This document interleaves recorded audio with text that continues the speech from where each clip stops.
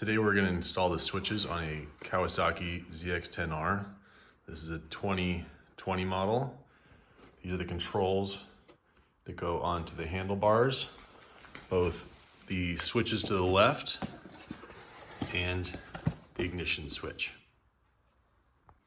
So carefully take off all the bodywork to gain access to the controls.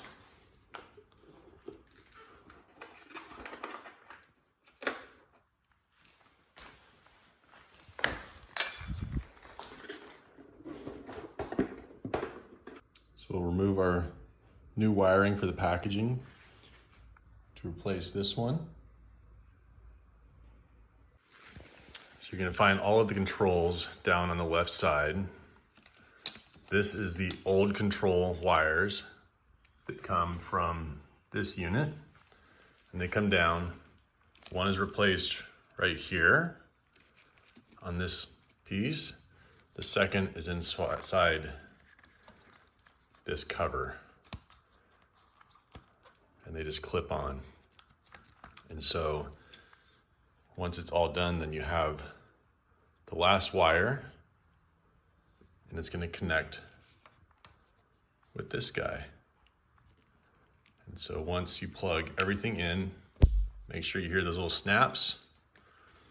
And now that we have all the new wires connected, we'll be able to pull this guy loose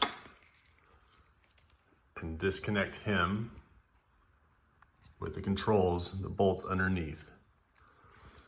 And then we'll use zip ties to rerun the new controller up to the handlebar.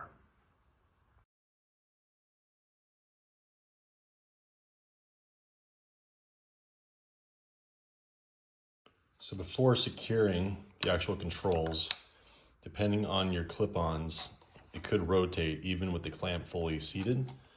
So I just put on a little electrical tape that'll basically allow it to have something rubber to create a little bit more of a gap for it to tighten up to. That way it won't spin once you're on the bike using it. Okay, now that it's mounted, before you secure the controls, meaning the angle or the closeness, sit on the bike and feel where your hand's gonna be while you're riding. It's easy to mount these and have them pointed way too high up, but you're not gonna be putting your hand up here. You wanna have them really easy to set while you're on the bike in the riding position. So hop on the bike and have them point probably a little more down than you actually expect. And a good way to measure that is have them perpendicular to the clutch lever, because that's a pretty good indicator of where your hand likes to sit when you've already got that set. So that's really help you with the mounting of these controls. So now we'll test out our controls.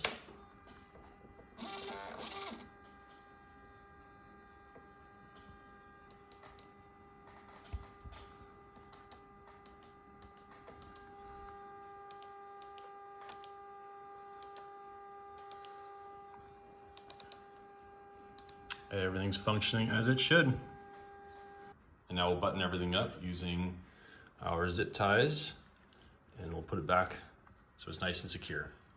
And now for the installation of our ignition switch. We also want to disconnect the battery before changing anything with the ignition wires on the wiring harness.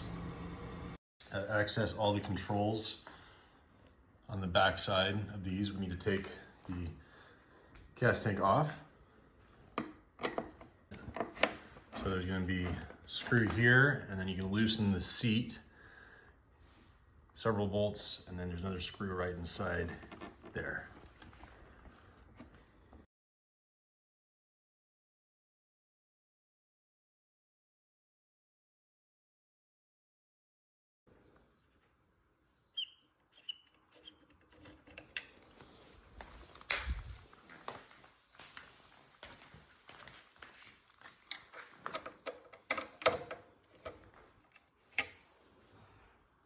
Now you pull the gas tank off. You pull the gas tank off, you'll be able to access the other controls. Next we'll pull off the air box. So inside the motor compartment, that is the switch plug that we'll be swapping out. is underneath the air box. So you have to pull that up. And here is the new plug that'll be going in down where the key wiring came from, up here. So I get this one swapped out, and then we'll feed this through here. We'll remove the old housing for the old switch. You might need to loosen your brake master cylinder to be able to squeeze it out. So now that we've taken this off, we can start feeding the wires back through the engine compartment. So we connect the new wire harness with the new switch mounted, and then we feed through the rest of the harness that will then now plug into this guy that will mount to the metal piece. Now, before buttoning everything up, it's always good to test it out.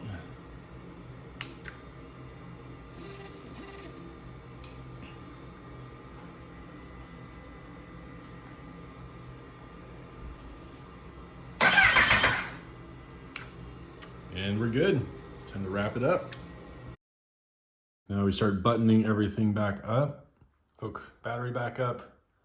Start mounting plastics. Just be careful not to over tighten the screws. And we will zip tie all the new wires.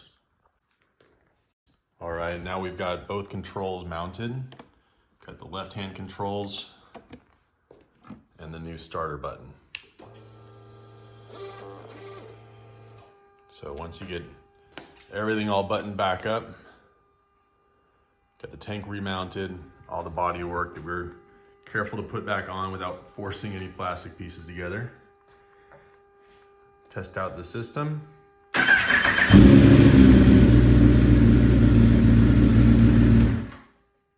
we are good to go.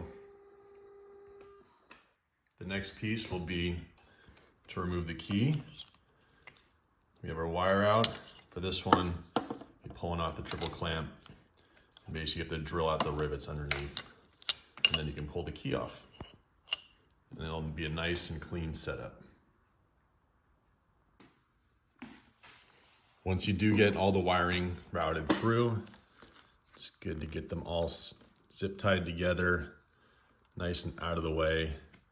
And it's always nice if you're doing this on a front stand, drop it off the stand. You can always move the handlebars back and forth, make sure no wires are going to be pulled too tight. It's also good to do this again once you have the body work back on, just to make sure there's no rubbing against the fiberglass. With this particular ignition switch, it does come with an accessory outlet. It's a wire that comes off here. And this is in case you're going to run a lap timer or something that needs to be powered up. And so you'll see in the box, there is a little fuse that you can then add in should you want to run an accessory. This bike has a lap timer built into the dash, so I'm not going to be using it. So I'm just going to cut this wire off.